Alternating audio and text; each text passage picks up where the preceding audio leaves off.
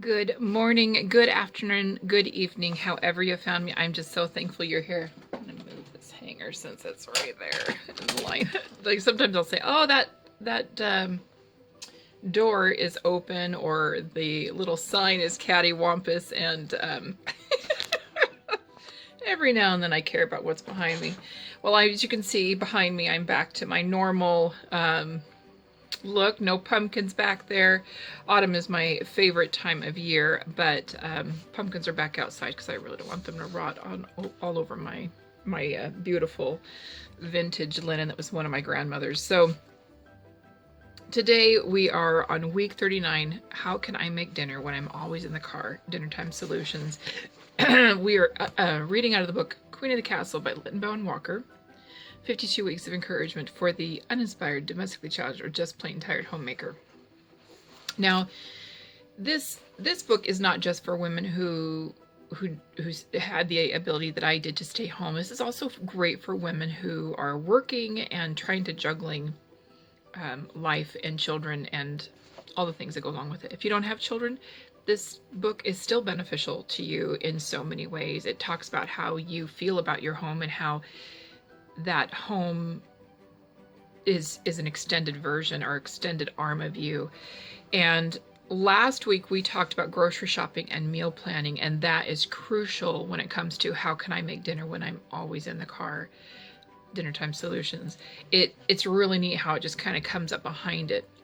Now, it's real easy to have the desire to make a 20-course meal and use every utensil and all that kind of stuff, but when you're coming home from work, or you're picking up the kids, or no matter what, and you've got something going on in the evening, a meeting maybe, a class maybe, or the kids have a class, or maybe it's just you and you're trying to think of how I can eat without stopping off at a fast food place, it's so important that you grocery shop, you meal plan, and you grocery shop. It will help tremendously. It'll cut back on costs, and you will most likely eat healthier options.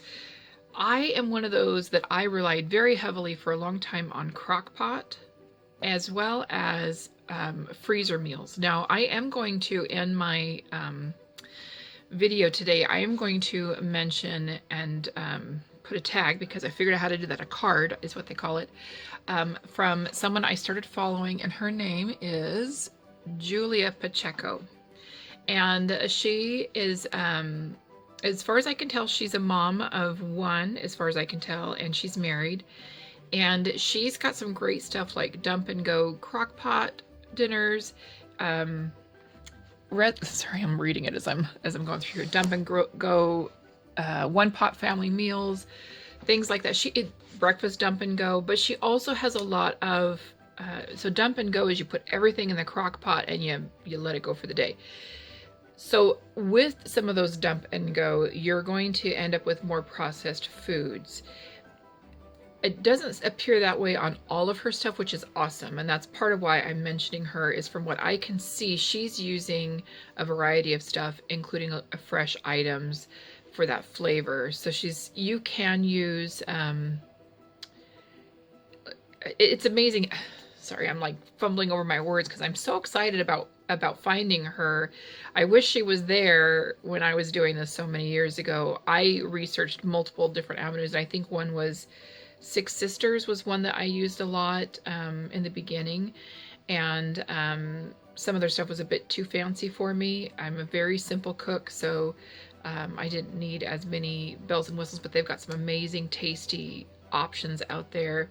And these ones seem to be tasty as well. They're very similar to ones that I have done over the years. So I highly recommend taking a gander, but I am going to link Julia Pacheco on here because I just think what she has to offer is so amazing. So it's so important that you you do what you need to provide for your family. I shared with you my system of how I meal plan, how I do my grocery shopping, and that helps me figure out the night before what I need to stick in the crock pot or what I need to put out for defrosting. Now, if you're doing I don't know, let's just say like a hamburger helper meal, The amount of time it takes to prepare hamburger helper from the box is honestly about the same amount of time it would take for you to prepare it fresh. Just putting that out there. Research whatever the sauce mix is, and it's probably 3 or 4 of the ingredients you already have in your spice rack. Grab the noodles. So if you grab the noodles, you grab the hamburger, and you make your own spices, and sometimes you're adding milk or you're adding butter. Like, honestly, it's the spices more than anything that's making that cost go up higher. So if you create your own spices, you're going to make a hamburger helper meal that doesn't just serve 4 or 6 or whatever's on the box. You're going to be able to serve 12, because you will be able to use that ground hamburger and most of your noodles, and you'll be able to spread it out a little bit farther. So just kind of keep those things in mind. If you're a hamburger helper kind of a person, it is there to make life a little easier, but in the same breath, it's just what's making easier is you're not putting the spices together. And so just kind of think about that. You can look for cookbooks. I highly recommend looking at secondhand stores. They're a lot cheaper than going and buying brand new. Brand new is, of course, great if you can afford it, but some of those books are easily $20-25 for just a really simple book. And you don't know if you're going to like those recipes. The other thing you can do is reach out to your friends and borrow each other's cookbooks, and then write down the ones that you really like, or make a copy or scan it or whatever, whichever one you like. As long as you don't resell that recipe, you can keep that for your use. So in here she has a couple of great recipes. A quiche Lorraine. I make a very similar one. I've mentioned it in a previous video, and I will try and add that card here of that quiche that I make, and I use leftovers a lot with that. So at the end of the week, sometimes it's, well, I really don't feel like having leftover meatloaf, but there's some meatloaf, and then there's maybe some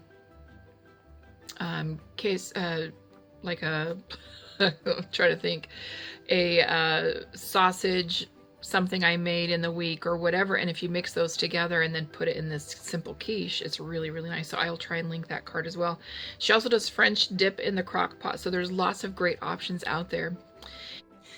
So I just want to encourage you to take the time to research some simple recipes, or use your recipes and find ways to adapt them to make life easier for you and your family. And in so doing, you will bless not only your family and others, but you'll be blessing yourself and releasing some anxiety that you may be having in regards to preparing meals for your family and doing all the other million things that you already do. Have a wonderful week. I will instead link the quiche in next week's videos, since we are going to be working on leftovers, and I will actually make a quiche with you using some of my leftovers. So I'm going to need to pull some of those aside because we rarely have leftovers these days. So blessings to you, and I look forward to seeing you next week. Please like and subscribe.